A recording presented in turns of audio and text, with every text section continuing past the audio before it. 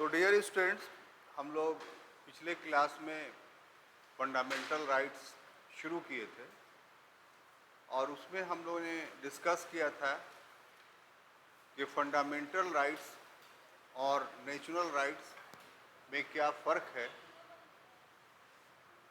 और इस बात का भी डिस्कशन किया था कि फंडामेंटल राइट्स के शुरुआती दो आर्टिकल जो हैं यानी 12 और 13, उसके क्या सेंस है, क्या मीनिंग है। जिसमें आर्टिकल 12 में हम लोगों ने देखा था कि राज्य का एक वाइड डिफिनेशंस, एक विस्तृत परिभाषा दिया गया, जिसमें central government, state government, local self government के साथ ही साथ गवर्नमेंट एडेड जो भी संस्थाएं हैं वे सभी के सभी स्टेट माने जाते हैं, राज्य माना जाता है। यहाँ तक हम लोगों ने देखा था कि कोई निजी ठेकेदार अगर सरकारी ठेका करता है तो वो निजी ठेकेदार भी राज्य की परिभाषा में आता है।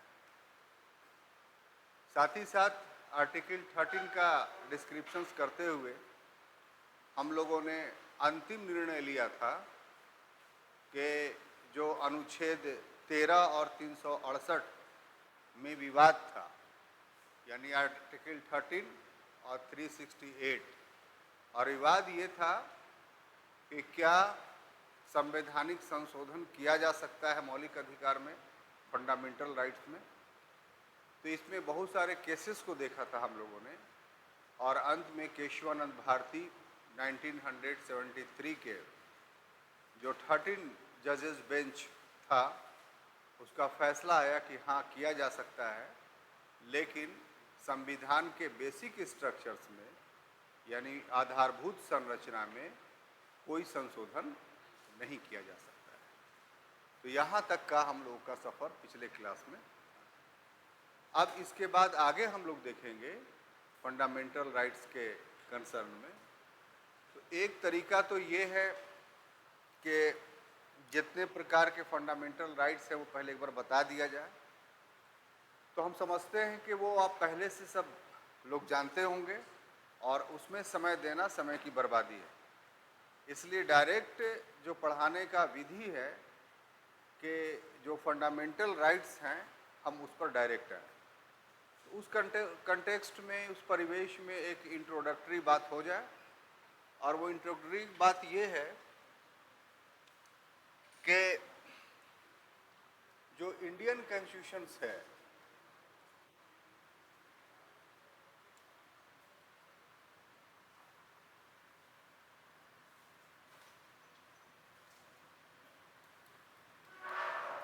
उसमें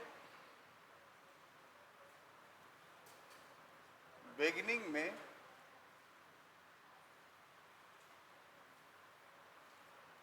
कुल 7 टाइप के फंडामेंटल राइट्स थे।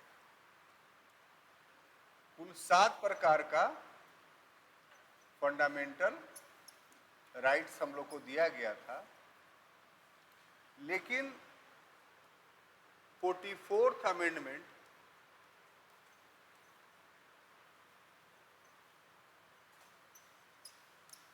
(1978) के द्वारा राइट टू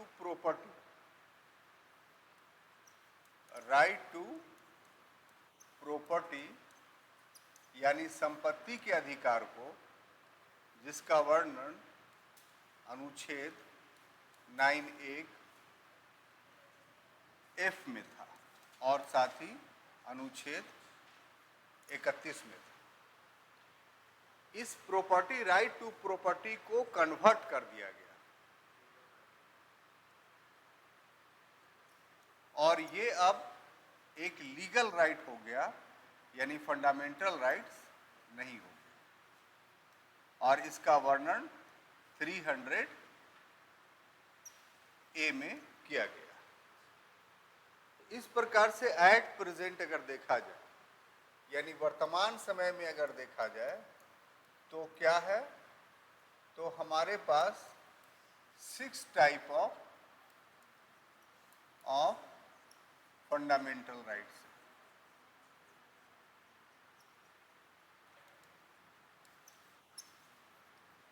ठीक है, ये 6 टाइप में जो है वो right to equality,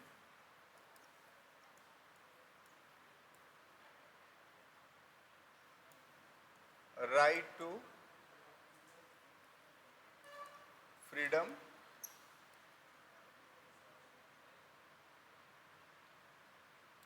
right against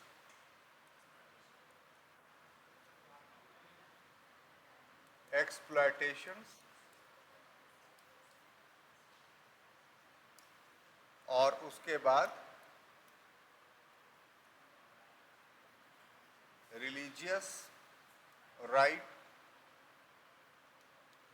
और उसके बाद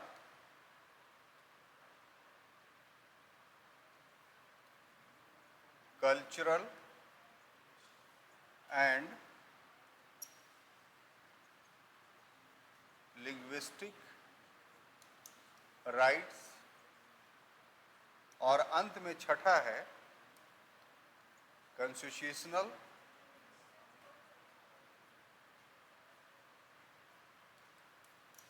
रेमेडीज। अगर अनुच्छेद की बात किया जाए तो इसका 14 टू 18 में है, इसका 19 टू 22 में है, इसका 23 टू 24 में है, इसका अगर बात किया जाए 25 टू 28 में है, इसका अगर बात किया जाए 29 टू 30 में है, और इसका अगर बात किया जाए तो सिर्फ एक अनुच्छेद है 32। क्लियर? अगर हिंदी में बात किया जाए तो समानता का अधिकार, स्वतंत्रता का अधिकार, शोषण के विरुद्ध अधिकार, धार्मिक अधिकार, और सांस्कृतिक और भाषाई अधिकार, और संवैधानिक उपचारों का अधिकार। तो इतनी सारी बातें हम लोग को पढ़नी है। तो मूल बात जो है वो मेन टॉपिक ये है कि शुरू में 7 था, अब वर्तमान समय में 6 हो गया है। और ये क्यों हुआ है? तो 1444 का जो अमेंडमेंट था, जो जनता पार्टी की सरकार, मोरारजी देसाई की सरकार उस समय देश में थी, और उन्हें के लंबा हिस्ट्री है कि यहाँ तक जो हम लोग पहुँचे राइट टू प्रॉपर्टी के एबोलिशंस के लिए, यानी संपत्ति के अधिकार को समाप्त करने के लिए, वो एक बहुत कड़ा परिश्रम था सरकार के लिए, क्योंकि कोई भी व्यक्ति अपना संपत्ति के अधिकार को छोड़ना नहीं चाहता था। अब इसको खत्म करने से पहले ये जरूरी है कि अगर संपत्ति का अधिकार मौलिक अधिकार था और अब वो कानूनी अधिकार हो गया है, इन दोनों में क्या डिफरेंस है? असल प्रश्न तो ये है कि पहले फंडामेंटल राइट्स तब संपत्ति का अधिकार था, राइट टू प्रॉपर्टी थी, और अब ये लीगल राइट हो गया है, कानूनी अधिकार हो गया है। तो दोनों में क्या डिफरेंस है?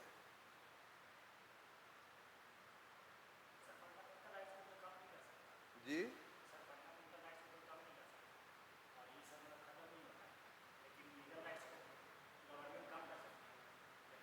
हाँ, ठीक है, बिल्कुल सही आपने एक्सप्रेशन दिया। इसको ऐसे भी कहा जा सकता है कि फंडामेंटल राइट्स को खत्म करने के लिए संवैधानिक संशोधन की, यानी विधान लेजिस्लेशन की जरूरत पड़ेगी, लेकिन जो लीगल राइट है वो एग्जीक्यूटिव ऑर्डर से ही समाप्त हो जाएगा। ये बहुत बड़ा डिफरेंस है। ये सेंटेंस समझे कि नहीं?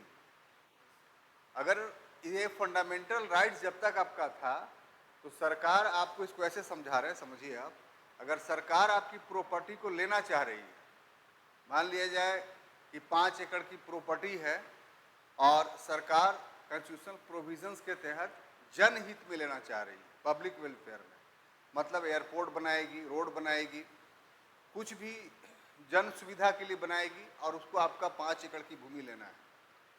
तो 1977 से पहले सरकार को क्या करना पड़ता कि आपकी भूमि लेने के लिए उसको संविधान में संशोधन करना पड़ता है, यानी एक बिल लाना पड़ता पार्लियामेंट में, और तब वो 5 एकड़ लैंड वो ले पाता। आप बोलिए कितना भूमि को उसको आवश्यकता थी, तो सरकार इसी में उलझ करके रह जाती। आपके संपत्ति रखने का अधिकार खत्म नहीं किया गया है, सिर्फ चेंजिंग क्या किया गया है कि अब वो फंडामेंटल राइट्स की जगह पर लीगल राइट्स हो गया।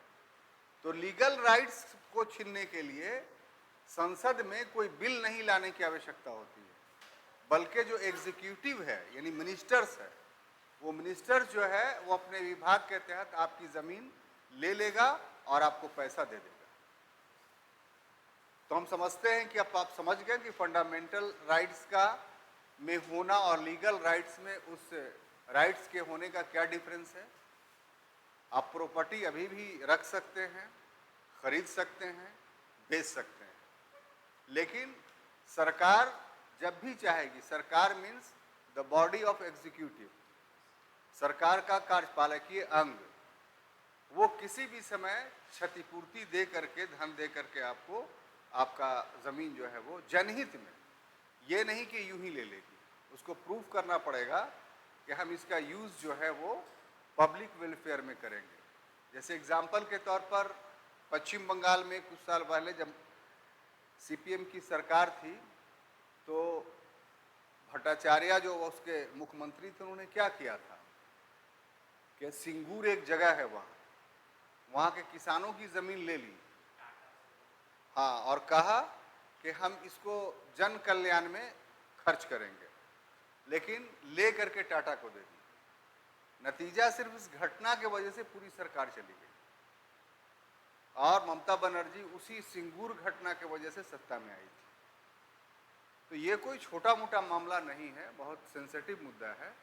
तो हम समझते हैं कि फंडामेंटल राइट्स और लीगल राइट्स में जो डिफरेंस है वो आप समझ गए। क्लियर? बढ़े आगे, मिटाऊं इसको।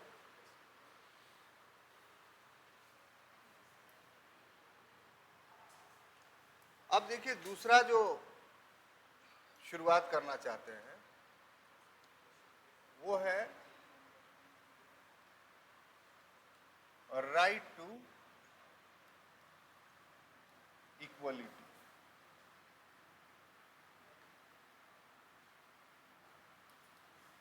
यानी समानता का अधिकार, समानता का अधिकार।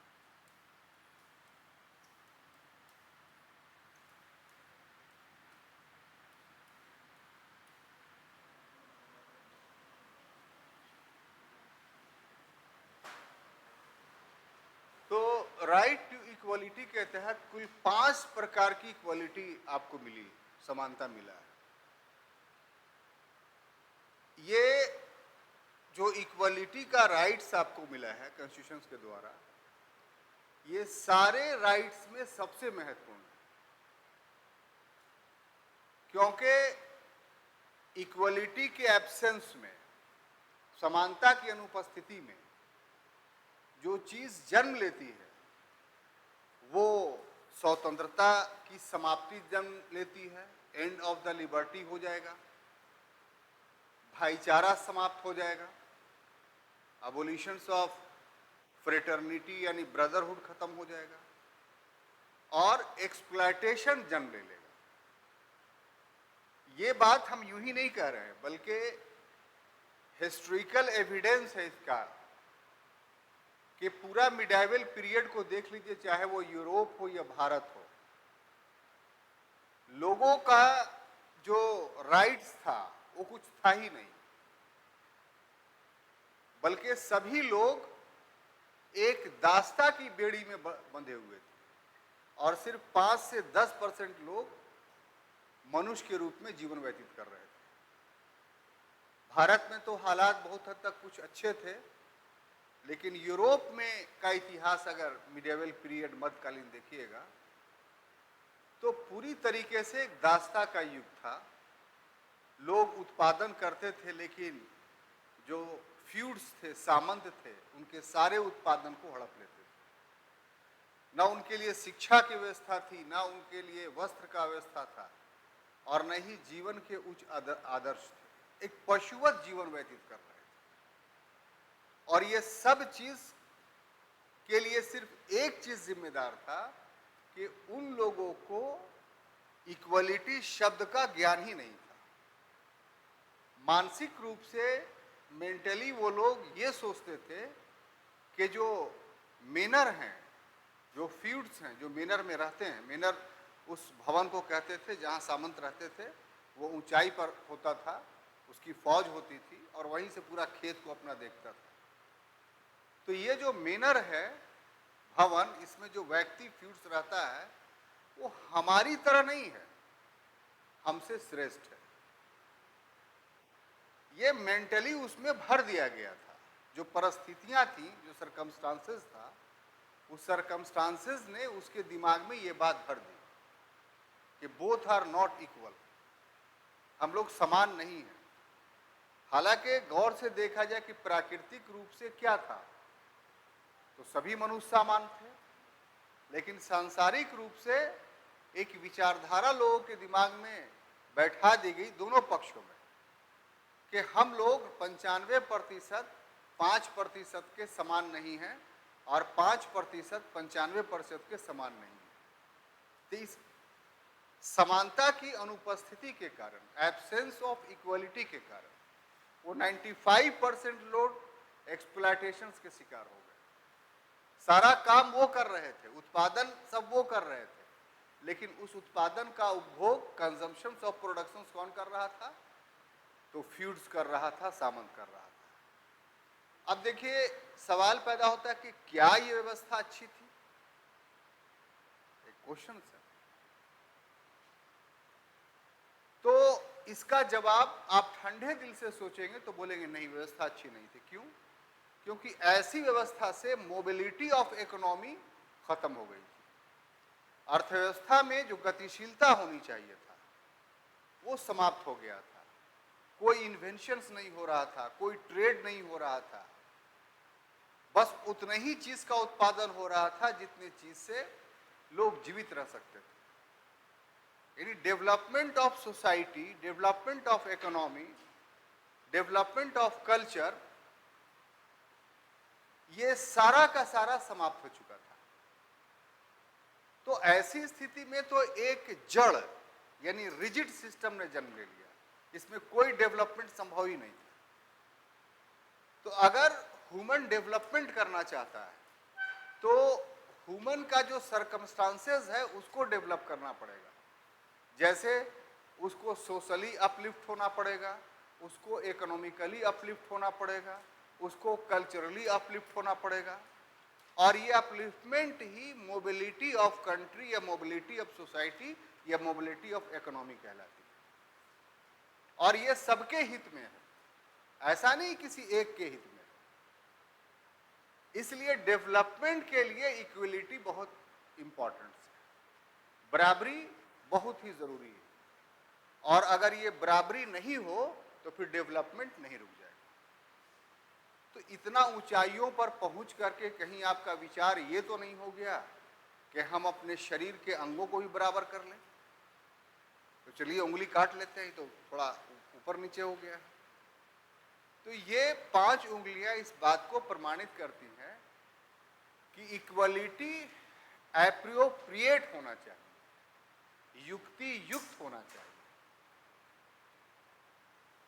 समानता का अर्थ ये नहीं है कि सभी की लंबाइयों को मेंटेन करने के लिए सबका मूड़ी काट दिया जाए, बराबर कर दिया जाए, तो उससे तो डेथ हो जाएगा, मृत्यु हो जाएगी।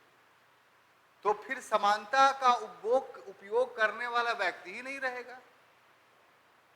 तो यहां पर एप्रोप्रिएट इक्वलिटी, युक्ति युक्त समानता का अर्थ क्या हुआ?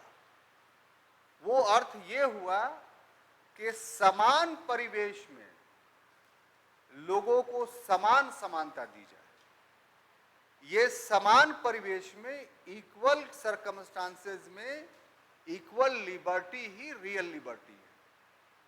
अब जैसे इसका एग्जाम्पल देंगे तब समझिएगा बात को। जैसे कोई बच्चा है 2 साल का और आप है 16-17 साल, मान लीजिए, ये 20 साल कोई होंगे, ठीक है, हम नहीं जानते हैं किसी के बारे में। तो छोड़िए वो सब बेकार है। एक एप्रोप्रिएट मान लीजिए कि इतना है आप। तो अब रोटी खाने की बारी आई, रोटी खाने की इक्वलिटी बनाना है। तो आप खा रहे हैं 4 रोटी और भंटे का सब्जी भी खा रहे हैं साथ साथ, तो वो 2 साल के बच्चे को इक्वलिटी के सिद्धांत के मुताबिक 4 रोटी और भंटे की सब्जी दे देनी चाहिए। क्यों? अगर आप देते हैं तो बच्चा मर जाएगा, ऐसे ऐसे कोच को खिला देते हैं तो बचेगा नहीं। तो आप तो समानता का इस्तेमाल कर रहे हैं कि भैया हम भी 4 रोटी खाएं, इस बच्चे को भी 4 रोटी खिला दो। तो यहां पर आप एप्रोप्रिएट इक्वलिटी का इस्तेमाल नहीं कर रहे हैं, युक्ति युक्त समानता का इस्तेमाल नहीं कर रहे हैं, जिससे विकास बाधित हो जाएगा। किसका? उस 2 साल के बच्चे को। तो आपके और उसके मध्य खाने में समानता यह होगी कि आपको तो 4 रोटी मिले लेकिन उसको 1 नेपल दूध मिल जाए, या कोई बेबी फूड आता है उसको बना करके कटोरी में उसकी मां खिला दे, तो उसके लिए 1 कटोरी बेबी फूड और आपके लिए 4 रोटी, ये समानता हुआ।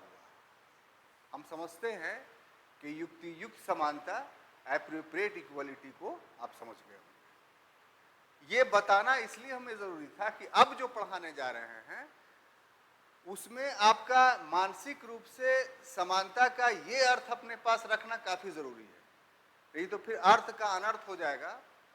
और दूसरी बात हम कहना चाहते हैं कि इसमें जो आर्टिकल की संख्या 5 है, 5 है, उसमें एक ही महत्वपूर्ण है और वो है 14 नंबर 14।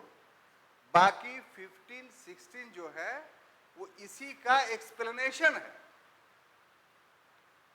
और 17, 18 इसकी मजबूती प्रदान करने के उपाय हैं।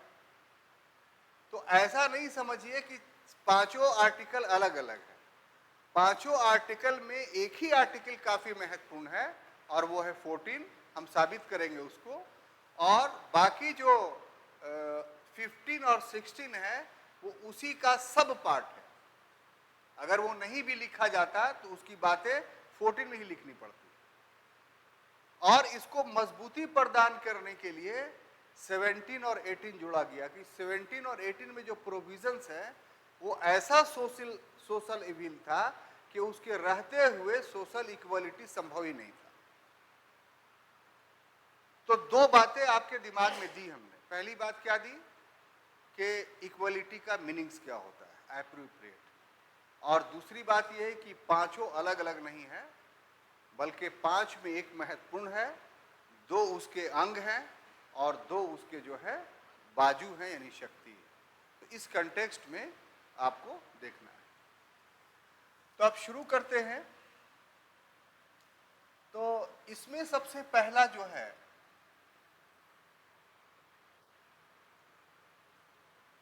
वो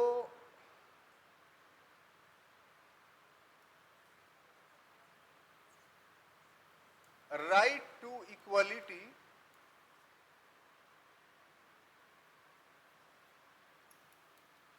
यानी समानता का जो अधिकार है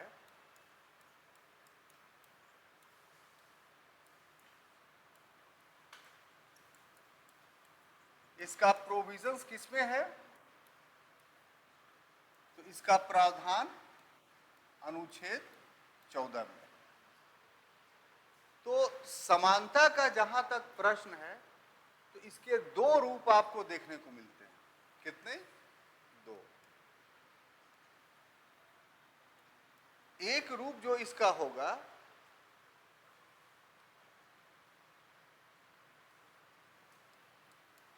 कानून के समक्ष समानता। कानून के समक्ष समानता। इंग्लिश में कहें तो हम कह सकते हैं इसको इक्वलिटी बिफोर लॉ। और दूसरा है कानून का समान संरक्षण।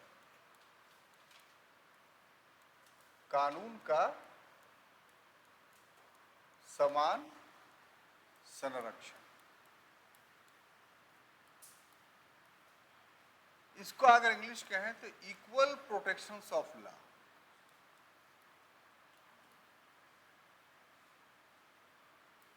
इक्वल प्रोटेक्शंस ऑफ, ठीक है।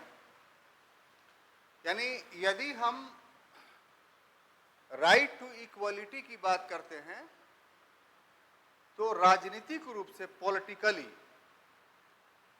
दो तरीके की इक्वलिटी हमको चाहिए। एक को कहते हैं कानून के समक्ष समानता और दूसरे को कहते हैं कानून का समान संरक्षण। ये जो चीजें ली गई हैं ये ब्रिटेन से लिया गया है और ये जो चीज लिया गया है वो यूएसए से, यूनाइटेड स्टेट ऑफ अमेरिका से लिया गया है। इस दोनों के मीनिंग्स को जाने बिना हम समानता के अधिकार का प्रयोग नहीं कर सकते। आखिर इक्वलिटी होता क्या है? तो अगर हम कानून के समक्ष समानता का बात करते हैं तो इसका मतलब ये होता है पहला कि लैप्स ऑफ प्रिविलेज,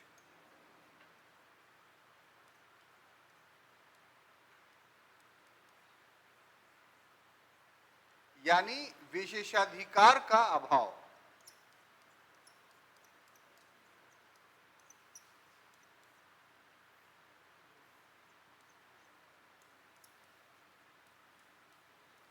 दूसरा होता है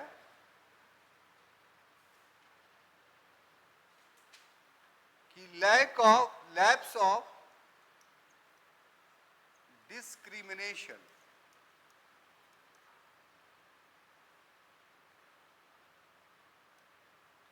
यानी विभेद का अभाव।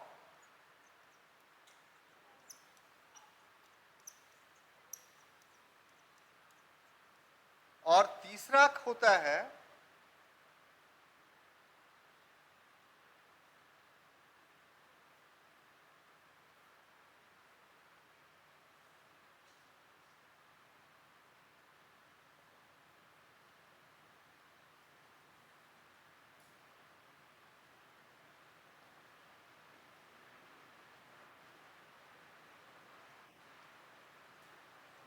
इक्वल बिफोर लॉ, यानी कानून के समक्ष समान।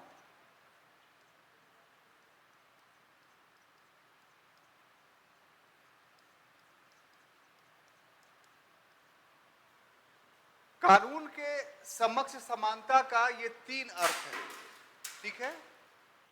कानून के समक्ष समानता के ये तीन अर्थ हैं, 3 मीनिंग्स है। उसमें पहला मीनिंग्स ये है कि हमारे सोसाइटी में कोई विशेषाधिकार प्राप्त वर्ग नहीं होगा, प्रिविलेज क्लास नहीं होगा।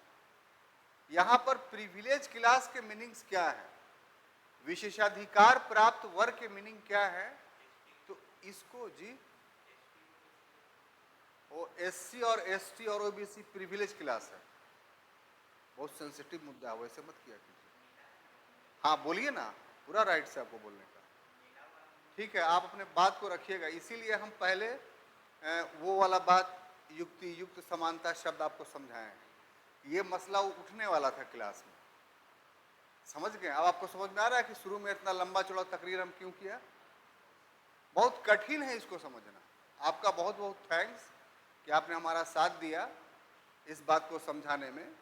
और थोड़ा सा धीरज रखिए, ग्रेजुअली धीरे धीरे हम सब बात आपको समझा देते हैं। तो जहां तक प्रिविलेज, विशेषाधिकार का प्रश्न है तो हमें जाना पड़ेगा फ्रांस में। और फ्रांस में 17 हाँ, तो फ्रांस में 1789 के पहले जो सोसाइटी था वो 2 फाड़ों में बटा हुआ था।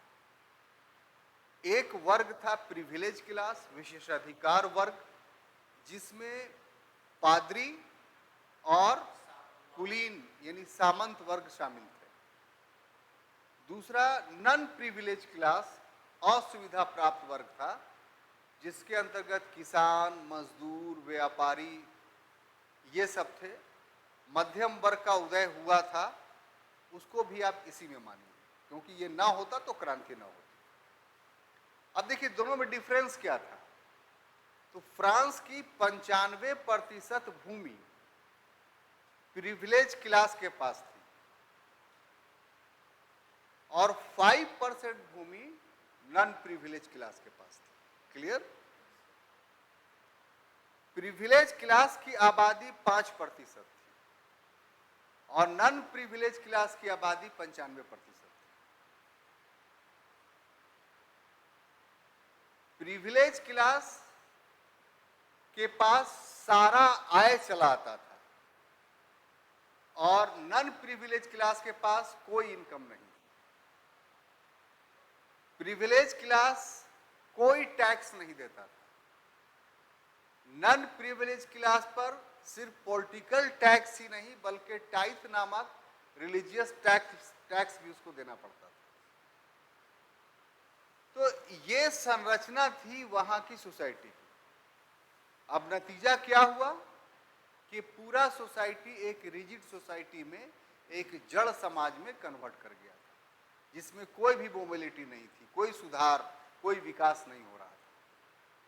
तो हम आपको एग्जाम्पल इसलिए दिए कि समानता की जब भी बात आती है तो उसमें सबसे पहला चीज ये उत्पन्न होता है कि there will be no privilege class in the society, there should be no privilege class in the society.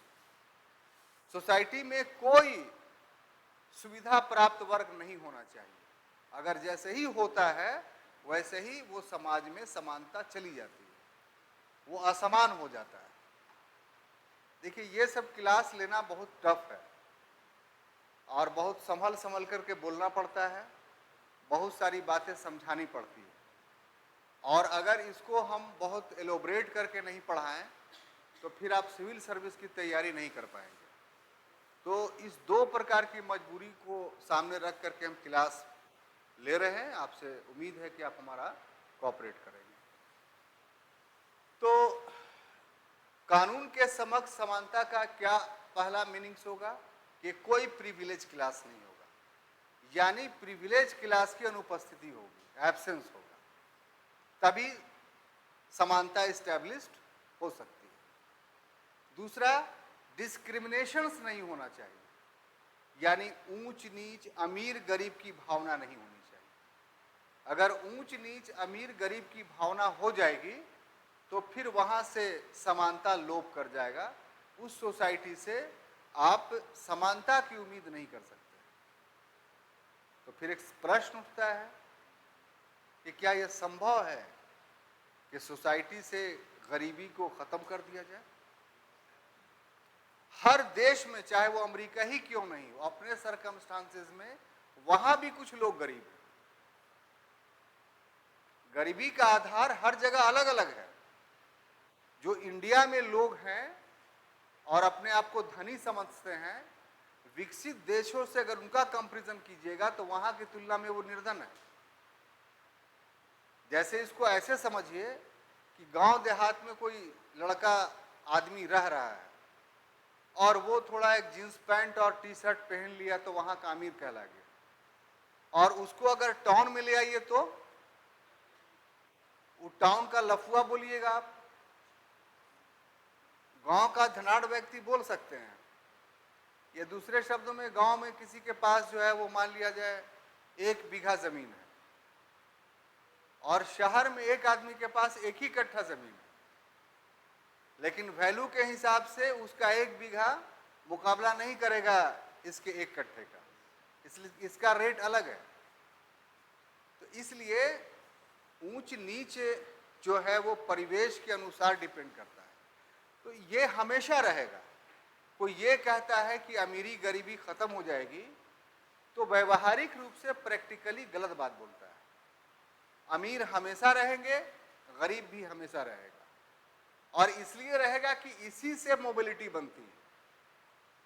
अगर सभी अमीर ही हो जाएगा तो फिर और बहुत सारे जो डिवीजन ऑफ वर्क के तहत काम है, जैसे झाड़ू देना, पोछा लगाना, ये सब कौन करेगा? तो ये सब अगर नहीं करेगा कोई, तब तो समाज में गंदगी फैल जाएगी। तो इसलिए प्राकृतिक नियम है, ये नेचुरल लॉ है, ईश्वर के तरफ से प्रदत्त है कि इस प्रकार का असमान अस्तित्व सोसाइटी में लोगों का रहेगा कि कुछ लोग बहुत अमीर रहेंगे, कुछ लोग गरीब रहेंगे, कुछ लोग बीच के रहेंगे, क्योंकि सोसाइटी में काम ही इसी तरह का है। अगर सभी लोग अमीर बन जाएंगे तो भी सोसाइटी की मोबिलिटी खत्म हो जाएगी, तरलता खत्म हो जाएगी। कितनी खूबसूरत बात। तो अब लैप्स ऑफ डिस्क्रिमिनेशन हम बोल रहे हैं, इरेडिकेशंस ऑफ डिस्क्रिमिनेशंस बोल रहे हैं। इरेडिकेशंस ऑफ पॉवर्टी की बात नहीं की जा रही है, निर्धनता की समाप्ति एक अलग चीज है और विभेदीकरण की समाप्ति एक अलग चीज है। तो निर्धन रहेंगे, अमीर भी रहेंगे, समाप्त क्या होना चाहिए कि उनके बीच जो भेदभाव है वो समाप्त होना चाहिए। आप अगर गरीब हैं तो हमारे साथ भी बैठकर खा सकते हैं, कोई दिक्कत नहीं। आप गरीब हैं तो आप अमीर के गले भी लग सकते हैं। तो इस तरह का अगर भावना समाज में पाया जाएगा तो हम बोलेंगे कि भाई डिस्क्रिमिनेशन नहीं है। कोई बोले कि जाति व्यवस्था को खत्म कर देना चाहिए, ये बिल्कुल गलत बात है। अगर जाति व्यवस्था खत्म करना है आपको तो फिर अर्थव्यवस्था में एक ही काम बचेगा। अगर अर्थव्यवस्था में बहुत सारे काम हैं तो फिर जातियां उत्पन्न होंगी ही। जो काम होता है उसको करने वाला एक विशेष जाति बन जाती है। जातियों का तो उद्भव का सिद्धांत यही हम देखा है। तो आप अगर जातियों को समाप्त करना चाहते हैं तो फिर समाज में जो है वो कार्यों का वर्गीकरण समाप्त कर दीजिए। खाने का जो अलग अलग डिश आप खाते हैं, एक ही तरह का चीज खाइए। तेल उपजाने वाला तेली, कपास उपजाने वाला धुनिया, जाति बन रही है कि नहीं भाई? तो आपको सभी चीज चाहिए कि नहीं? तो चाहिए तो जाति बनेगी। अगर उस जाति को खत्म कर दीजिएगा तो फिर वो काम कौन करेगा? तो जो करेगा फिर वही जाति बन जाएगी। वो बात को समझिए।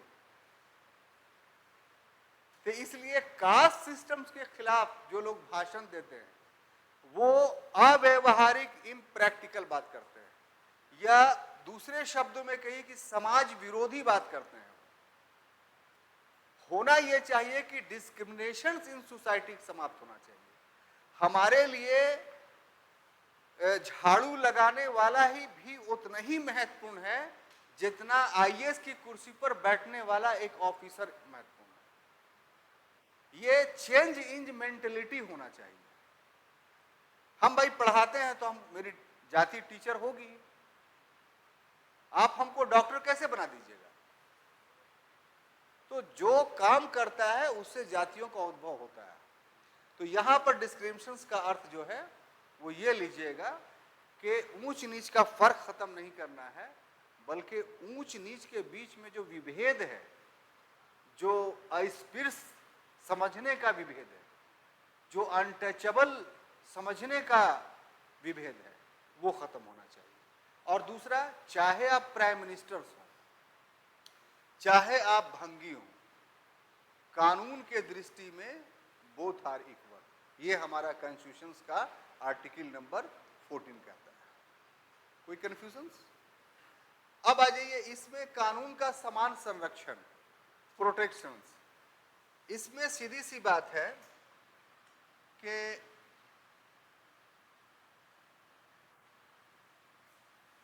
कानून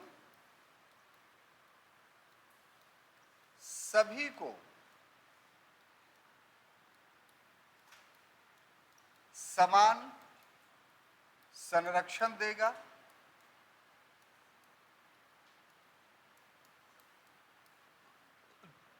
दूसरा समान व्यवहार करेगा,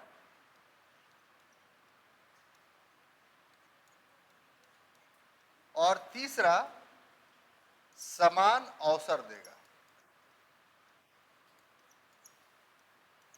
देखिए यहां भी अवसर शब्द का इस्तेमाल ला सकते थे और इनडायरेक्टली है भी, लेकिन इस अवसर का क्या डिफरेंस है वो थोड़ा समझिएगा। पहली बात कि प्रोटेक्शन देगा। प्रोटेक्शन देने का मतलब यह है कि एक व्यक्ति काफी ऊंचे पद पर है, उसके पास बहुत सारे अधिकार हैं, और दूसरा व्यक्ति बिल्कुल समाज में निचले पायदान पर है, वो बहुत निर्धन है और उसके पास कोई प्रशासनिक अधिकार नहीं है, यानी प्रशासन में उसका कोई आदमी नहीं है। ऐसी परिस्थिति में अगर वो बड़ा आदमी इस छोटे आदमी के साथ अपराध कर देता है तो कानून प्रोटेक्ट करेगा उसको जिसके साथ अपराध हुआ, वो बड़े आदमी को प्रोटेक्ट नहीं करेगा। अब बीच में आप कोई असमान बात मत घुसा दीजिएगा, जो मतलब हर जगह एक्सेप्शंस होता है तो वो सब मत, लेकिन आमतौर पे जो एक कंसेप्ट है वो यही है कि जो लॉ है वो जिसके साथ जुल्म हुआ है उसको प्रोटेक्ट करती है, संरक्षण करती है। इसके बहुत सारे एग्जाम्पल्स हैं जिसको आप ले सकते हैं और समझ सकते हैं कि भारत में लॉ जो है प्रोटेक्ट करती है लोगों को बचाती है। दूसरा के समान व्यवहार करेगा। प्रोटेक्शन देने के क्रम में जो उसका बिहेव होगा लॉ का वो इक्वल होगा। वो ये नहीं देखेगा कि साहब कौन ऊंचा है, कौन नीचा है, कौन अमीर है, कौन गरीब है। वो सिर्फ ये देखेगा कि अपराध यानी ब्रीच ऑफ लॉ, कानून को किसने तोड़ा है। जिसने भी कानून को तोड़ा है उसको दंडित करेगा। और सबसे अंत में कि बहुत सारे ऐसे लोग भी हो सकते हैं कि जो बहुत गरीब हों, उनके साथ अन्याय हुआ हो और वो पैसे के अभाव में कानूनी लड़ाई नहीं लड़ सकते। और हमारे देश में एक आम प्रक्रिया ये है कि बहुत सारे लोग वंचित हैं केस मुकदमा लड़ने से, हालांकि उन पर बहुत एक्सप्लॉयटेशन हो रहा है।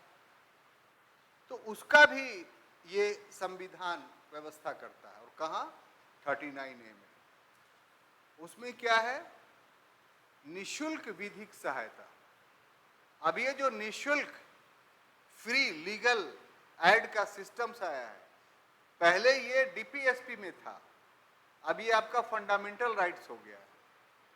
और सबसे बड़ी बात यह है कि सुप्रीम कोर्ट से लेकर के लोअर कोर्ट तक यानी पंचायत कोर्ट तक आपको मुफ्त कानूनी सहायता सरकार का पूरा ढांचा देने के लिए उपलब्ध है। आप सुप्रीम कोर्ट में करना चाहते हैं तो कोई साधन नहीं है। इसका सबसे बड़ा एग्जाम्पल आपको देंगे। एक केस हुआ था, सहारा एक कंपनी थी, उसके सम रॉय जो थे वो मालिक थे, तो उसमें बहुत सारा काम करता था, पैसा भी जमा करता था। एक आदमी जो मिडिल क्लास का बल्कि लोअर क्लास का ही आमदनी के हिसाब से वो था, उसने 10,000 रुपया कैसे कैसे जमा किया था। 100-200 ऐसे ऐसे करके 10,000 हुआ था। जब लेने गया तो देने से इनकार कर दिया कि नहीं। अब उसके लिए सबसे बड़ी संपत्ति 10,000 थी, बेटी की शादी करनी थी। इसी से अंदाज 10,000 में अपनी बेटी की शादी करता हूँ, इसी से उसकी गरीबी का अंदाजा लगा सकते हैं। बेचारा कोई पावर नहीं था, मार के भगा दिया उसको सहारा वाला ऑफिस वाला। उसने कुछ नहीं किया, लिखना पढ़ना जानता था, तो अपनी टूटी फूटी भाषा में जो है एक पन्ना लिया और लिखा, ये रियलिटी है। और जो चीफ जस्टिस उस समय थे सुप्रीम कोर्ट के यानी भारत के, उसके नाम लिखा, एक लिफाफा लिया और भर के भेज दिया। उस एक टूटी फूटी लेटर ने सहारा का पूरा कबाड़ा कर दिया। कितने वर्षों तक जेल में रहा, शायद बच रहे हैं कि पता नहीं क्या है, मर गए, सोचिए 1 लीटर में। तो आप और भी एग्जाम्पल नकारात्मक दे सकते हैं, लेकिन हमें पढ़ाना है तो इसीलिए हम पॉजिटिव ही एग्जाम्पल देंगे, ताकि ये बात साबित हो कि कॉन्स्टिट्यूशंस में जो प्रोविजंस है वो काफ़ी मजबूत है। अब देखिए, पढ़ाई होता है ना कि आसमान पर ले जाके फिर पटक देना, तो वही काम हम आपके साथ करने वाले हैं। इसका मतलब ये ना समझिए कि भारत में कोई प्रिविलेज क्लास नहीं है, भारत में किसी को सुविधा नहीं मिली है। इस समानता के अधिकार के साथ साथ हमारे देश में इस कॉन्टेक्स्ट में, जिस कॉन्टेक्स्ट में हम बात कर रहे हैं, कुछ अपवाद भी हैं, ठीक है।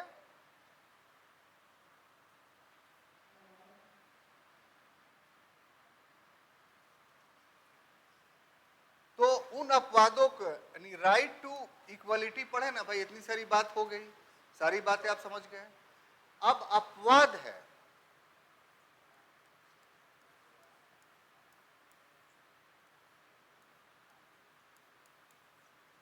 एक्सेप्शनल प्रोविजंस है। और वो क्या, हम ज्यादा समय नहीं लेंगे, आर्टिकल के हिसाब से बात कर दे रहे हैं। पहला 361, दूसरा 361A, ठीक है, तीसरा 105, चौथा 194, ठीक है, और बाकी विदाउट आर्टिकल है, जिसको बताने के बाद। तो संविधान का ये जो 4 अनुच्छेद है वो अभी अभी हमने जो बातें पढ़ाई उसके विपरीत है। यानी ये प्रिविलेज का, किसका, प्रिविलेज का,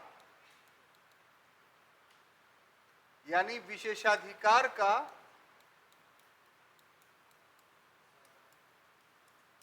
प्रोविजंस करता है। अब 361 में क्या करता है जरा बताइए तो, कोई एनी बड़ी, कोई नहीं बताएगा।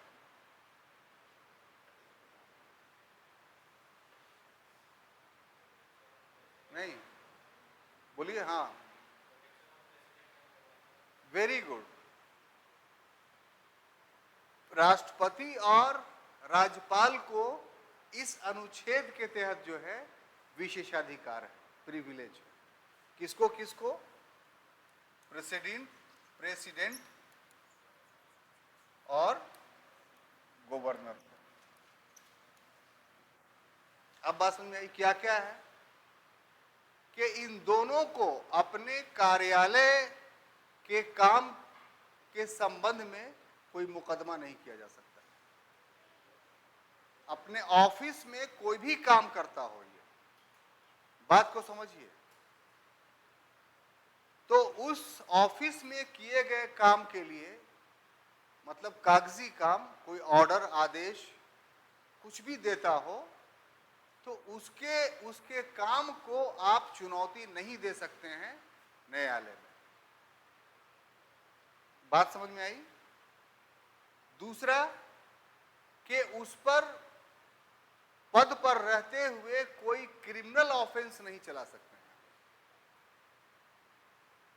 अब नहीं चला सकते तो मर्डर भी आपका कर देगा तो आप उस पर कुछ नहीं कर सकते हैं, मुकदमा ही नहीं चलेगा। कोई सिविल मुकदमा भी उस समय तक नहीं चल सकता है जब तक 2 महीना पहले उसको सूचित नहीं कर दिया जाए। कोई भी केस, हाँ, कोई भी नहीं। बात समझ में आ रही है। तो ये प्रिविलेज है किसको, प्रेसिडेंट को और गवर्नर को। ये तो हुआ संवैधानिक प्रावधान। अब आपकी परीक्षा यूपीएससी लेगा कि इसी को दे देगा और बोलेगा इसके पक्ष या विपक्ष में, या इसको आप कैसा देखते हैं, कैसा समझते हैं। तो उसकी तैयारी आपको आज से ही करनी होगी कि आर्टिकल 61 का जो प्रोविजंस है उसको आप किस हद तक इक्वलिटी के खिलाफ मानते हैं, इसे रखना चाहिए तो क्यों रखना चाहिए, इसे समाप्त करना चाहिए तो क्यों समाप्त करना चाहिए। तो सिविल सर्वेंट बनने के लिए इन सब टिपिकल मुद्दों पर मंथन किया कीजिए, लिख के ला करके दिखाया कीजिए। अब 361 ए जो प्रोविजंस करता है, हम डायरेक्ट लिख देते हैं, उसमें आप भी शामिल है, ठीक है, लेकिन यहां लिख देना अच्छा होगा, बहुत कम लोग इसको जानते हैं। प्रेस रिपोर्टर, ठीक है, कैसे?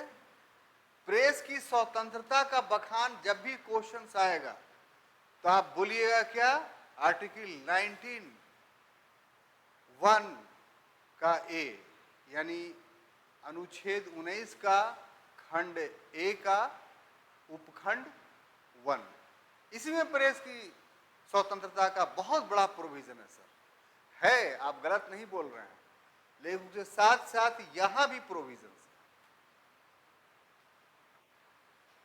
और ये एक ऐसा प्रोविजन है जो सुनकर आपको ताज्जुब होगा कि प्रेस रिपोर्टर अगर इसका इस्तेमाल करेगा, अगर प्रेस रिपोर्टर 19(1) का इस्तेमाल करता है तो हो सकता है कि उस पर मुकदमा चल जाए, लेकिन अगर प्रेस रिपोर्टर अनुच्छेद आर्टिकल 361(a) का इस्तेमाल करता है तो उसको भी राष्ट्रपति और राज्यपाल के तरफ प्रिविलेज प्राप्त है। था पहले जानकारी आपको? अब कैसे? तो संसद में और विधानसभाओं में कोई भी बात कही गई हो, कोई भी बात कही गई हो, उस बात को अगर वो मोबाइल में, टीवी में, संक्षेप में इलेक्ट्रॉनिक और प्रिंट मीडिया किसी में इस्तेमाल करता है या उसके आधार पर सूचना देता है तो उस पर कोई मुकदमा नहीं होगा। इसलिए आप गौर से देखिएगा कि जो सफल प्रेस रिपोर्टर है वो मुद्दा उठाने की कोशिश करता है सदन से, कि सदन में अमुक सांसद ने, अमुक विधायक ने ये बात कही और हम उसका अनुसंधान करके यहां तक पहुंचे, तो बच जाता है, वो कुछ नहीं हो पाता। इसलिए कि ये एक प्रकार का प्रिविलेज है, और ये प्रिविलेज उसको मिला किस वजह से? तो हम लोग के यहाँ पार्लियामेंट्री टाइप ऑफ गवर्नमेंट है, और पार्लियामेंट्री टाइप ऑफ गवर्नमेंट में, पार्लियामेंट में जो भी काम होता है वो सभी चीज प्रोटेक्टेड है, वो विशेषाधिकार युक्त है। तो उसका समाचार भी कोई अगर कोड करता है तो उसके आधार पर भी कोड करने वाले के विरुद्ध मुकदमा नहीं हो सकता है। ये उस पत्रकार का, वो इस रिपोर्टर का विशेषाधिकार है। क्लियर? अब आ जाइए आर्टिकल 105। 105 क्या कहता है? तो मेंबर ऑफ पार्लियामेंट को, यानी एमपी साहब को विशेषाधिकार प्राप्त, सदन में कोई भी बात बोले, कोई भी कृत्य कर दे तो सेवा सदन के सभापति या अध्यक्ष के अलावा और दूसरे को कोई दंड देने का अधिकार नहीं है, और न उसके ऊपर मुकदमा चलाया जा सकता है सदन में कही गई बात या किए गए काम की वजह से। देखिए, यूपी में एक बार हुआ था कि सब एमएलए लोग जो है वो एक दूसरे का कुर्सी, माइक उठा के सिर फोड़ दिया था, हॉस्पिटलाइज हो गया था, लेकिन कोई मुकदमा नहीं हुआ। तो इसलिए नहीं हुआ था कि एमएलए साहब को या एमएलसी साहब को 194 के तहत जो है वो विशेषाधिकार प्राप्त। क्लियर? तो ये 4 अनुच्छेद ऐसे हैं जो समानता का अधिकार भारत में होने के बावजूद भी प्रिविलेज दिया गया है। इसके अलावा 2 और है, एक को बोला जाएगा डिप्लोमेट, यानी राजनयिक, और दूसरा स्टाफ ऑफ यूएनओ, यानी यूएनओ के अधिकारी एवं कर्मचारी,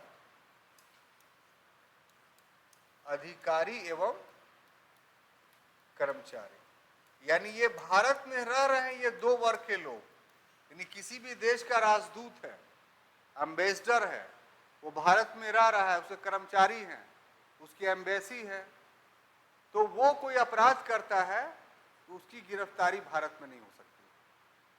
या कोई यूएनओ का कर्मचारी है, किसी भी देश का हो, भारत का भी हो सकता है, और भारत में कोई अपराध किया है, क्राइम किया है, तो उसकी गिरफ्तारी भारत सरकार नहीं कर सकती है। तो इस प्रकार से कुल 6 ऐसे प्रोविजंस हैं कि जिस प्रोविजन में आर्टिकल 14 की इक्वालिटी लागू नहीं होती। अब प्रश्न ये आप उत्तर लेकर के आइएगा कल के क्लास में कि ये उचित है या अनुचित है। अगर उचित है तो कैसे है, और अनुचित है तो कैसे है, और क्या होना चाहिए। इस प्रश्न में जो विशेषाधिकार वाला जो टॉपिक है आर्टिकल 14 के कंटेक्स्ट में, वो आपको बताना पड़ेगा। मिटाएं इसको, बोलिए ना।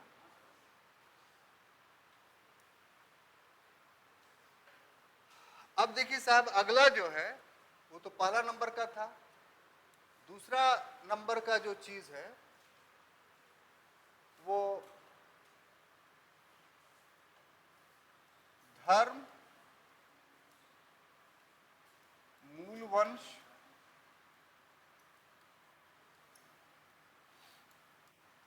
जाति, लिंग एवं जन्म स्थान के आधार पर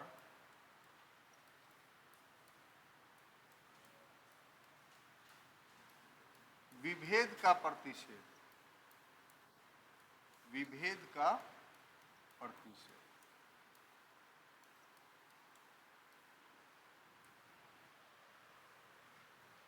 prohibition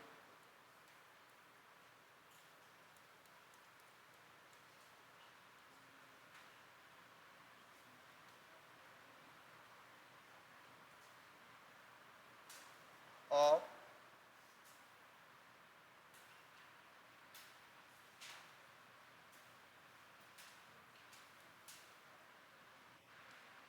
prohibition on the ground of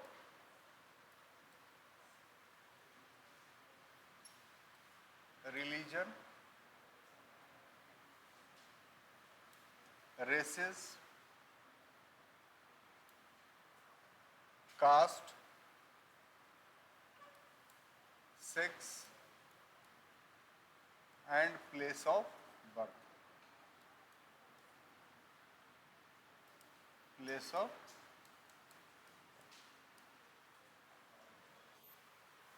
prohibitions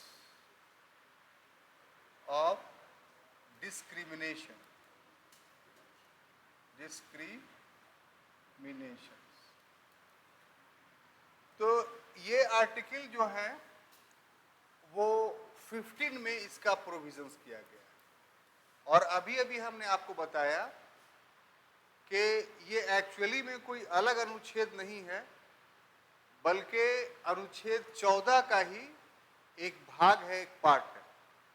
और इसमें ये बात कही जा रही है कि जो समानता है, जो इक्वालिटी है, वो इस्टेब्लिश तभी होगा जब व्यक्तियों के बीच इन ग्राउंड पे, यानी धर्म के आधार पे, मूल वंश के आधार पे, जाति के आधार पे, लिंग के आधार पे और जन्म स्थान के आधार पर विभेद नहीं किया जाए।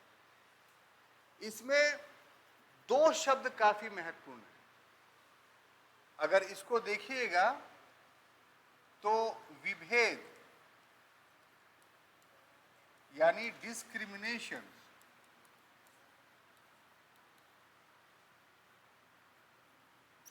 और दूसरा है केवल,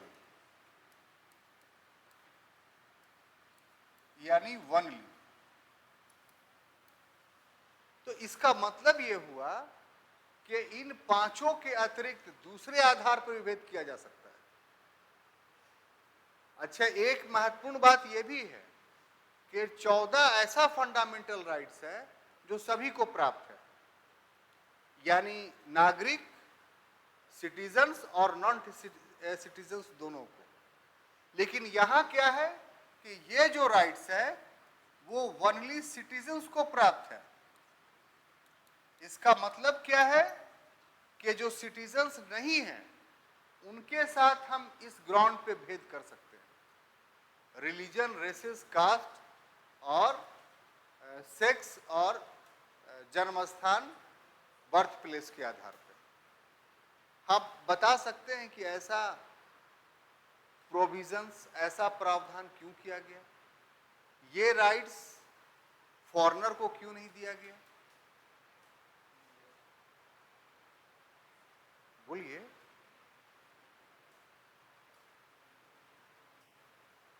क्या पढ़ती हैं आप लोग, एकदम समझ नहीं। अरे कुछ तो बोलिए, ये राइट्स क्यों नहीं दिया गया? तब फिर उनके साथ इक्वलिटी भी नहीं बरता जाता, आता तो मारना शुरू कर देते। जब आर्टिकल 15-14 का भाग है, ठीक है, जैसा हमने कहा आपको, तो वो जब दिया गया था तो ये क्यों नहीं दिया गया? ऐसी मत पढ़ा कीजिए, कुछ सोचा कीजिए। हैं?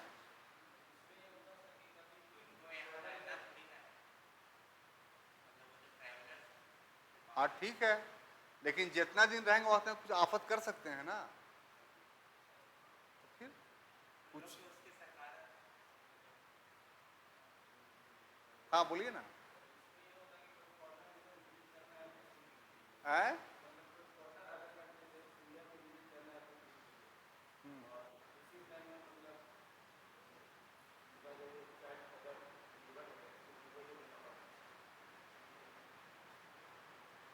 इस सवाल का जवाब इतना आसान नहीं है। इस सवाल का जवाब उस समय तक नहीं दिया जा सकता जब तक पूरा प्रोविजन आप पढ़ न लीजिए। और पूरा प्रोविजन अगर आप समझ जाएंगे तो फिर आप खुद चिल्ला के बोलने लगे कि ओ यही ग्राउंड है जिसके आधार पर इसको केवल नागरिकों को दिया गया है। ठीक है, अगर आप पढ़ करके आते प्रोविजंस तो आप दे देते, सिर्फ इस सेंटेंस के ग्राउंड पे आप नहीं दीजिएगा। तो पहला तो इसमें जो क्लाउज 1 है यानी खंड 1, उसमें सीधा सीधी ये कहा गया है कि राज्य और व्यक्ति, देखिए 14 जो है सिर्फ राज्य के खिलाफ प्राप्त है, व्यक्ति के खिलाफ नहीं। लेकिन 15 जो है वो राज्य और व्यक्ति दोनों के खिलाफ दिया गया है। कि पहला में जो है स्टेट्स प्लस इंडिविजुअल,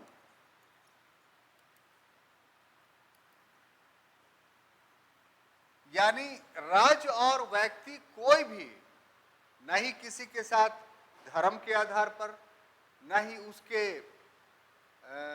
प्रजाति के आधार पर, न ही जाति के आधार पर, न ही उसके लिंग के आधार पर और न ही उसके जन्मस्थान के आधार पर विभेद कर सकता है। स्टेट के लिए भी प्रोहिबिशन है और नागरिक के लिए भी, ये किसी व्यक्ति के लिए भी। और जो इसका दूसरा प्रोविजन है वो ये है कि जो पब्लिक प्लेसेस हैं, पब्लिक प्लेसेस हैं, तो पब्लिक प्लेसेस के दो आधार हैं यहां। एक आधार यह है कि जैसे तालाब हो, खेल का मैदान हो, या भोजनालय हो, औषधालय हो, यहां आप किसी के प्रवेश को वर्जित नहीं कर सकते। और दूसरा इसका रूप है कि अगर राज्य के तरफ से कोई चीज खोली गई है, एक तो हुआ कि वो सार्वजनिक हो, पब्लिकली हो, यूं ही, जैसे कोई प्राइवेट आदमी होटल खोले हुए है, कोई प्राइवेट आदमी जिम खोले हुए है, तो आप उसमें एंट्री के लिए किसी को इस ग्राउंड पर प्रोहिबिट नहीं कर सकते।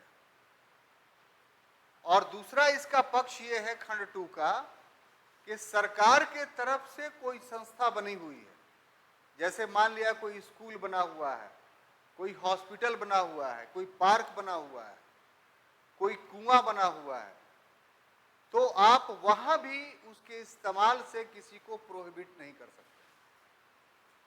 ठीक है, बात समझ में आई? अब देखिए, यहां से उस सवाल का जवाब मिलना शुरू होगा आपको कि आखिर क्यों ये फॉरेनर को नहीं दिया गया। ठीक है सर, तो उसमें तीसरा, चौथा और पांचवा जो खंड है वो आपको सहयोग करेगा। 15 के खंड 3 में जो प्रोविजन है वो कि स्टेट्स, इसमें दो बात समझाएंगे आपको, धीरज रखिएगा। स्टेट्स, वुमेन एंड चिल्ड्रन के लिए स्पेशल प्रोविजंस कर सकता है।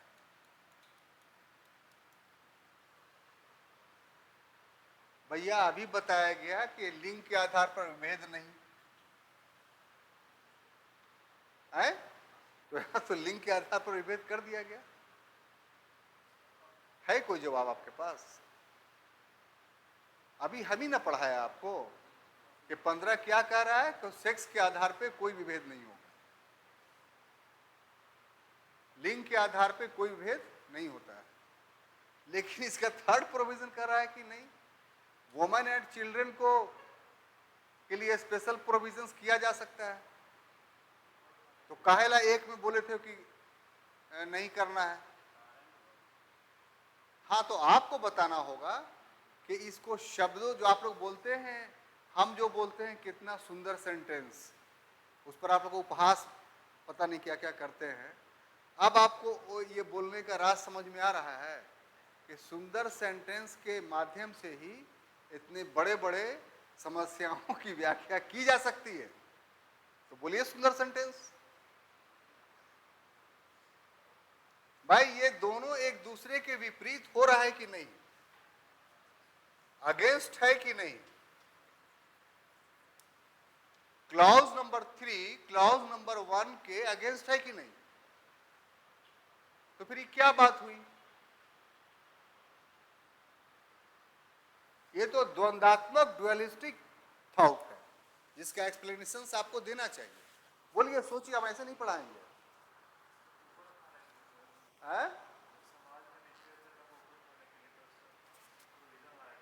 हाँ, तो वही ना बोल रहे हैं सर कि कितना खूबसूरत सेंटेंस है, इसके अर्थ को समझिए। इसको अगर आप ऐसे बोल दीजिएगा तो आपको वाक्यों की सुंदरता का एहसास होगा। क्या बोले कि महबूबा फंस जाए, सब कोई सोचता है। क्या बोले कि आशिक ग्रिप में चला है। बात को समझिए, और सेंटेंस है ही नहीं है। अब व्हाट्सएप पे मार चैटिंग हो रही, वो वाला सेंटेंस लिखा ही नहीं रहा, मामला बन ही नहीं रहा है। तो मामला बनाने के लिए अच्छे अच्छे सेंटेंस बनाना सीखिए। देखिए साहब, इसका जवाब ये है कि समानता का, लीजिए सेंटेंस लीजिए, समानता का व्यवहार समान परिवेश में ही किया जा सकता है, असमान परिवेश में समानता का व्यवहार नहीं किया जा सकता है जब तक के असमान परिवेश को समान न बना दिया जाए। तो महिलाओं और स्त्रियों की स्थिति समाज में अन्य सदस्यों की तुलना में असमान है, इसीलिए उसे सुविधा दे करके समाज में समान बनाया जा रहा है, ताकि समाज में वास्तविक समानता स्थापित हो।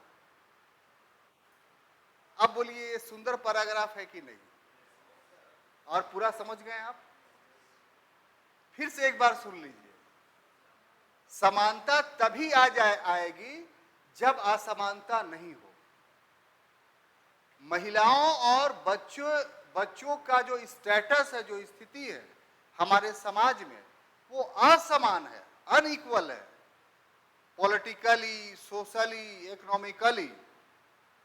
तो जब तक उनको समान स्तर पर नहीं लाएंगे, किसको, महिला और बच्चों को, तब तक सोसाइटी में टोटल इक्वलिटी आ पाएगी? नहीं आ पाएगी। तो महिलाओं को समानता देने के लिए, उनको समाज के समान लोगों के समतुल लाने के लिए उन्हें कुछ प्रिविलेज दिया गया। तो ये जो 3 का प्रोविजंस है, ये 3 का प्रोविजन असमान, अनइक्वल प्रोविजंस नहीं है, बल्कि इस खंड 3 का प्रावधान जो है समाज में वास्तविक समानता लाने के लिए। कितनी सुंदर बात।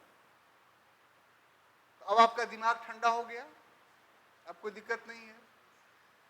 जो फॉरवर्ड कास्ट के स्टूडेंट्स यहाँ बैठे होंगे, वो इसके बाद वाला प्रोविजंस के लिए पूरा खिलाफ में बोलेंगे।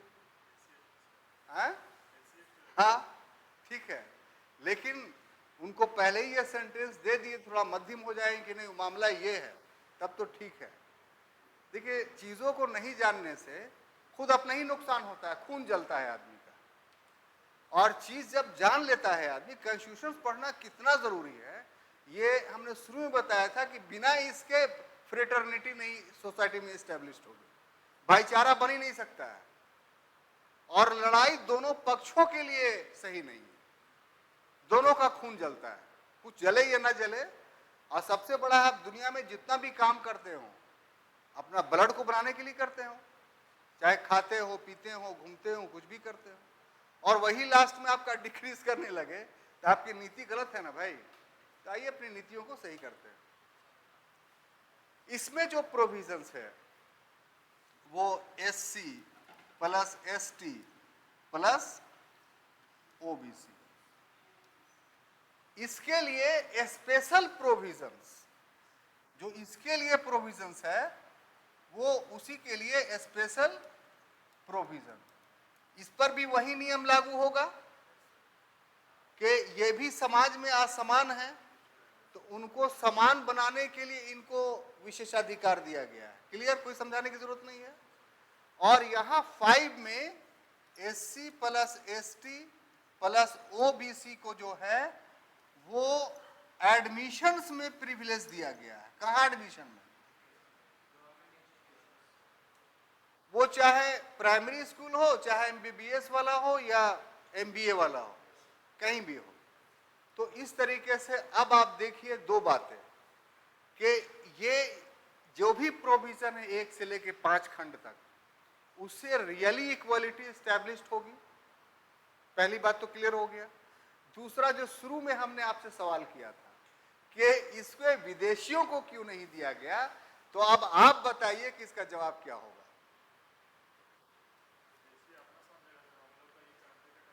इसलिए कि इसमें ये 3 प्रोविजन जो है वो नागरिकों के लिए, जो यहाँ के लोग रहेंगे, इसी उनके लिए है। हाँ,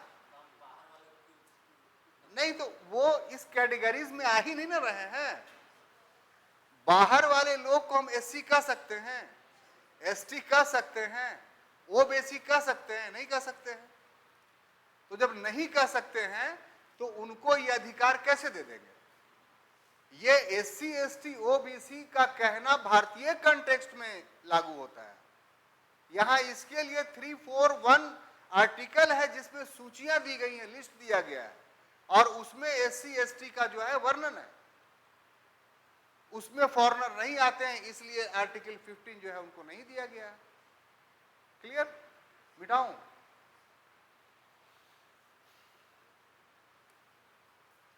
अब देखिए साहब, आगे है तीसरा, क्या है? लोक नियोजन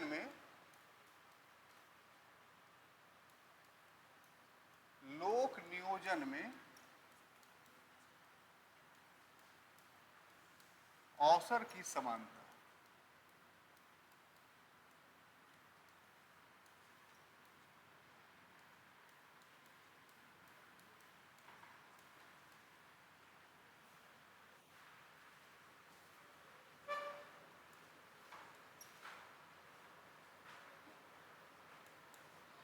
इक्वालिटी इन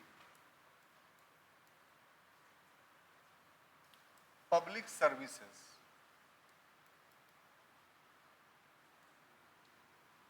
तो इसमें भी है पहला में, तो क्या है भाई, तो धर्म, वंश, जाति, लिंग, जन्म स्थान और निवास स्थान के आधार पर सरकारी नौकरी देने में कोई विभेद नहीं किया जाएगा। जैसे वहां था वैसे यहां है। लेकिन इसमें भी फिर वही चीजें लागू होती हैं। कौन चीजें? SC ST और OBC के लिए। तो इसका 1 2 3 शुरू से था, संविधान जब से बना था उसी समय से था। और 2 में ये बात लिख दी गई इसमें कि समाज के इन वंचित वर्गों को अगर सुविधाएं दी जाती है सरकारी नौकरियों में, तो ये समानता के अधिकार का हनन नहीं माना जाता। और सोचिए कि जो हमारे फॉरवर्ड कास्ट के नेता हैं, अभी बैकवर्ड फॉरवर्ड की लड़ाइयां बहुत चल रही हैं, तो आजादी के बाद अधिकांश तो नेता फॉरवर्ड कास्ट के थे, और जो प्राइम मिनिस्टर थे वो खुद फॉरवर्ड कास्ट के थे। और जो भी प्रोविजंस है SC ST या OBC के लिए, ठीक है, BR अम्बेडकर ने संविधान में SC ST OBC के लिए बहुत सारे प्रोविजन कर दिए, लेकिन हमने पता नहीं आपका क्लास लिया है कि नहीं, कि किसका लिया, बेसिक स्ट्रक्चर्स ऑफ कॉन्स्टिट्यूशन पढ़ाए हैं, तो उसमें हमने बताया कि सोशल और इकोनॉमिक इक्वालिटी लाना संभव नहीं था BR अम्बेडकर के द्वारा निर्मित कॉन्स्टिट्यूशन से। सोशल और इकोनॉमिक इक्वालिटी भारत में अभी जो इतना अच्छे पैमाने पे देखने को मिल रही है, इस पर विवाद हो सकता है, तो वो पूरा उसके बाद की जो पीढ़ी का, माने आजादी के बाद की पीढ़ी के जो लीडरशिप है उन्होंने दिया। बनते के साथ पहला संवैधानिक संशोधन जो हो रहा है वो किस लिए हो रहा था? तो इन्हीं लोगों को अधिकार देने के लिए न हो रहा था। जो नीति निर्देशक तत्व में अनुच्छेद 31 क और ख जोड़ा गया, राइट टू प्रॉपर्टी तो थी, लेकिन क ख जोड़ करके क्या किया गया कि साहब जमींदारों से संपत्ति छीनने की व्यवस्था की गई। तो ये बैकवर्ड क्लास के लीडरशिप ने किया था, नहीं, वो जाति के पंडित थे, और उनको किसी भी प्रकार की इच्छा शक्ति नहीं थी या धन दौलत की कमी नहीं थी, बहुत धन दौलत था। तो इसलिए हमारा लीडरशिप जो शुरुआती दौर में था वो काफी ईमानदार था, उसमें कास्टिज्म था ही नहीं। वो वास्तव में संविधान के आत्मा के सपोर्ट में या उसके अनुरूप काम कर रहा था। आपको ये बात समझनी होगी। आप बाहरी बातों को अपने दिमाग में बैठा करके क्लास कीजिएगा, एग्जामिनेशन दीजिएगा तो अर्थ का अनर्थ हो जाएगा। ये हमारी जवाबदेही बनती है कि हमारे क्लास में बैठा हुआ हर व्यक्ति एक हो जाए, चाहे वो किसी परिवेश से आया हो, चाहे उसका कोई भी सर्कमस्टांसेस हो। और वो बनेगा हमारे द्वारा नहीं, संविधान में दिए गए प्रोविजंस को पढ़ाने के आधार पर। फिर इसी तरीके से जो इसका 4 है, 5 है, वो क्या, 3 है और 4 है, वो क्या है? तो सरकारी नौकरियों में SC ST के आरक्षण, OBC के आरक्षण का प्रोविजंस करता है। तो शुरू में SC ST का आरक्षण का प्रोविजंस था। जब जनता पार्टी की सरकार आई 1970 में, तो उस सरकार के द्वारा BP मंडल, वो बिहारी के थे, उनकी अध्यक्षता में एक कमीशन बनाया गया, पिछड़ा वर्ग आयोग, और उसने रिकमेंडेशन 1980 में किया कि 50% आबादी ऐसी है भारत की जो ना SC है, ना ST है, और ना ही वो अपर कास्ट है, बल्कि वो मध्यवर्ती जातियां हैं। और इन मध्यवर्ती जातियों की कुल संख्या लगभग 3,500 है और ये शैक्षणिक और आर्थिक दृष्टिकोण से काफी पिछड़े हुए हैं। जब तक इनको अपलिफ्ट नहीं किया जाएगा तब तक जो है वास्तविक समानता एस्टेब्लिश नहीं होगी। अब ये मामला तो काफी पेचीदा था, तो ये रद्दी के बस्ता में चला गया। लेकिन आप यहां भी देखिए कि जो बैकवर्ड फॉरवर्ड की बात करते हैं वो देखें कि इस मंडल कमीशन के रिकमेंडेशंस जो 80 में हुआ था उसको 89 में किसने लागू किया? बोलिए। नीतीश ने, वीपी सिंह ने। वीपी सिंह जाति के क्या थे पता है आपको? राजपूत। राजपूत उच्च वर्ण में आता है हिंदू समाज में। तो वहां भी पिछड़ों को या दलित वर्गों को उत्थान करने का काम एक पंडित किया। यहां भी आप देख रहे हैं कि अपलिफ्ट करने का काम कौन कर रहा है? एक राजपूत कर रहा है। आप इसको दूसरे रूप में व्याख्या कर सकते हैं, आपका अधिकार है, लेकिन तथ्य तो एक ही है कि एक राजपूत ने ही ओबीसी को 27% आरक्षण दिया। इसके अलावा दूसरा तथ्य तो नहीं है। अब वो क्यों दिया, काहे दिया, ये एक अलग बहस का मुद्दा है, उस पर हम नहीं पढ़ना चाहते हैं। लेकिन ये तो अपने आप में एक सत्यता है, एक वास्तविकता है, इससे किसी प्रकार का इनकार नहीं किया जा सकता है।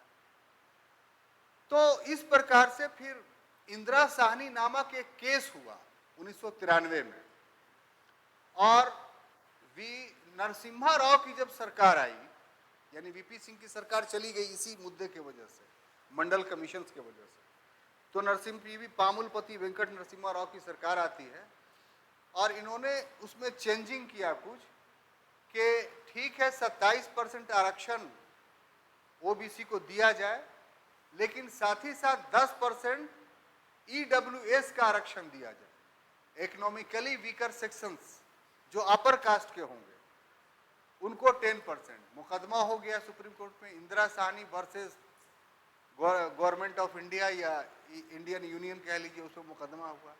फैसला ये दिया सुप्रीम कोर्ट ने कि ओबीसी को 27% दिया गया आरक्षण वैध है, लेकिन ईडब्ल्यूएस को दिया गया आरक्षण अवैध है, अनकॉन्स्टिट्यूशनल। वरना ये जो 2000 के बाद मिला ईडब्ल्यूएस का प्रोविजंस, ये 1993 में ही मिल रहा था। तो खैर जो हो, इसमें एक रामनंदन कमेटी, इंदिरा साहनी केस में बोर्ड पर लिख रहे हैं इसलिए नहीं कि अब इस टॉपिक को कम से कम कंप्लीट कर देना चाहते हैं, तो रामनंदन कमेटी बनी इसलिए कि सुप्रीम कोर्ट ने कहा था कि ओबीसी को जो आप आरक्षण दे रहे हैं, तो ओबीसी में बहुत सारे लोग ऐसे हैं जो अमीर हैं, तो आप क्रीमी लेयर का एक कंसेप्ट दिया सुप्रीम कोर्ट ने कि जो ओबीसी में क्रीमी लेयर के होंगे, मलाईदार क्लास के लोग, उनको जो है आरक्षण नहीं मिलेगा। तो मलाईदार में कौन आते हैं?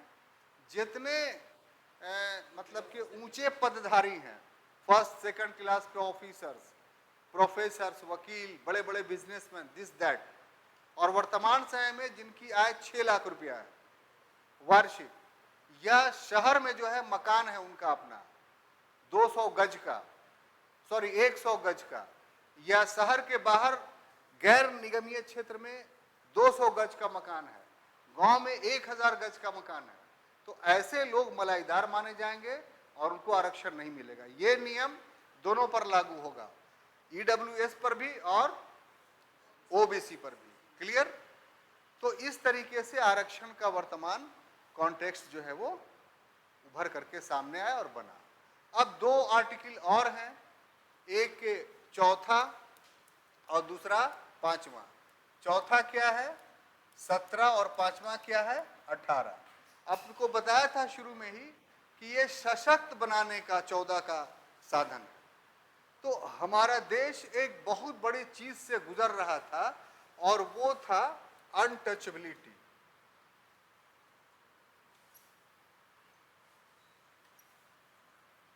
यानी अस्पृश्यता। इस अनुच्छेद के तहत अनटचेबिलिटी को समाप्त कर दिया गया और कहा गया कि यह दंडनीय अपराध है। लेकिन संविधान में कुछ प्रोविजंस ऐसे हैं कि सिर्फ लिख दिया गया, उसके उपाय नहीं बताए गए। तो इसको इंप्लीमेंट करने के लिए, अबोलिशंस ऑफ अनटचेबिलिटी को करने के लिए आर्टिकल 35 का इस्तेमाल किया गया। आर्टिकल 35 क्या कहता है कि मौलिक अधिकार को और अच्छे ढंग से लागू करने के लिए संसद को कानून बनाने का अधिकार है। तो इस 35 का इस्तेमाल करके संसद ने 1955 में अनटचेबिलिटी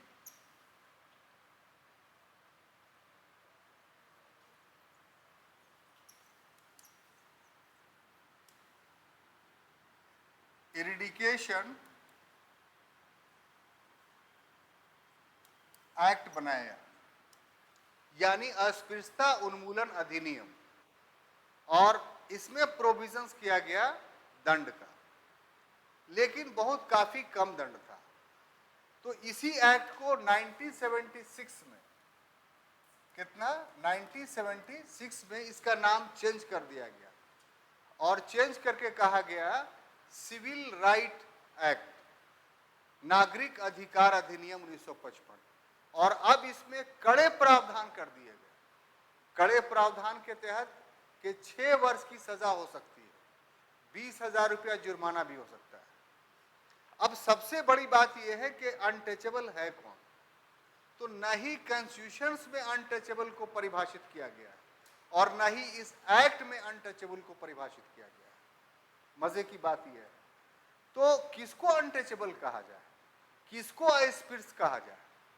तो इस मामले पे केरला हाई कोर्ट में केस हुआ और केरला हाई कोर्ट का जो जजमेंट है वही उसको अनटचेबल को एक्सप्लेन कर रहा है। केरला हाई कोर्ट के जजमेंट में ये कहा गया कि अनटचेबिलिटी जो है वो पूरा एक सामाजिक मसला है और समाज में कुछ जातियां ऐसी हैं जो शुरू से ही अनटचेबल है, अस्पृश्य है, इसलिए इनके साथ कोई व्यवहार अगर किया जाता है तो उसमें यह अधिनियम लागू होता है। वहां चैलेंज किया गया था, भाई डिफिनेशंस तो है ये नहीं है, तो हम किसी को भी छू लेंगे तो अनटचेबल हो जाएगा। तो वहां पर केरला हाई कोर्ट ने ये कहा और वही मान है। और उसमें सबसे बड़ी बात यह है कि आप ये ना समझिए कि उसने छू लिया और आप बिगड़ गए तभी ये एक्ट लागू होगा। आपने शाब्दिक स्तर पर भी कोई बात कह दी, जैसे अरे डोम्मा, तो कोई बुरा नहीं लीजिएगा, पढ़ाने में कुछ बात अनऑब्जेक्शनेबल कहना पड़ता है, ये मजबूरी हमारी है, तो उसको अन्यथा मत लीजिए, आदमी बड़े अच्छे हैं। तो आप ये शब्द कह दिया, आप पर ये एक्ट लागू हो जाएगा। यानी तिरस्कारपूर्ण शब्द कहना भी अनटचेबिलिटी है। सिर्फ ये नहीं कि उसको अपने आप को नहीं छूने देना ही अनटचेबिलिटी आता है, बल्कि आप उपहास पूर्वक कोई बात उसको कह भी देते हैं तो भी आप पर सिविल राइट एक्ट 1976 लागू हो जाएगा। क्लियर? अब इसमें है अबोलिशंस ऑफ टाइटल, यानी उपाधियों का अंत। ठीक है, तो देखिए अंग्रेजों ने बहुत बड़ा उपाधि, सर का, नाइटहुड का, राय बहादुर, ये सब का उपाधि दे दिया था। कॉन्स्टिट्यूशन ने कहा कि ये समाज में असमानता लाती है, इसलिए कोई इस तरह की उपाधि नहीं हो। लेकिन इसमें एक प्रोविजन है कि शिक्षा और सैनिक के क्षेत्र में कुछ उपाधियां दी जा सकती हैं। तो इस प्रोविजंस का पालन करते हुए 1954 ईस्वी में तत्कालीन सरकार ने भारत रत्न, पद्म विभूषण, पद्म भूषण और पद्मश्री, ये 4 उपाधियों की घोषणा की। 54 से लेकर 77 तक चला। 77 में जनता पार्टी की सरकार आई तो उसने बंद कर दिया इसको, बोला कि नहीं, ये समानता के अधिकार का उल्लंघन है। उसके बाद फिर इंदिरा गांधी की सरकार आई तो 80 में फिर से चालू कर दिया। इसमें मुकदमा गया सुप्रीम कोर्ट में, 96 में जजमेंट आया, बोला कि नहीं, आप इन सभी उपाधियों का प्रयोग कर सकते हैं, लेकिन प्रीफिक्स और सफिक्स में यानी प्रत्यय और उत्सर्ग में, प्रत्यय उत्सर्ग समझ रहे हैं ना, कोई आगे और पीछे, आप अपने नाम का के आगे पीछे भारत रत्न, पद्मश्री, पद्म विभूषण का इस्तेमाल नहीं कर सकते। अगर कर लिए तो बोलिए ना, छीन लिया जाएगा आपसे उपाधि है और दंडित किए जाइएगा। इसलिए आप गौर से देखिएगा, जितना भी जिसको भी मिला है कभी भी उसके नाम के आगे या पीछे भारत रत्न नहीं लिखा हुआ देखिएगा। क्यों? क्योंकि इस एक्ट के तहत जो है प्रोहिबिटेड है। तो हमने कोशिश किया था कि और बढ़े आगे, लेकिन चलिए कम से कम एक पार्ट यानी राइट टू इक्वलिटी हमने आज पूरा किया। कल के क्लास में हम लोग मिलेंगे तो हिस्ट्री का क्लास हमारा होगा, और हिस्ट्री में हम कल शुरू करने जा रहे हैं आपको 1857 का विद्रोह, रिवोल्ट ऑफ 1857। तब तक के लिए इजाज़त दीजिए, धन्यवाद।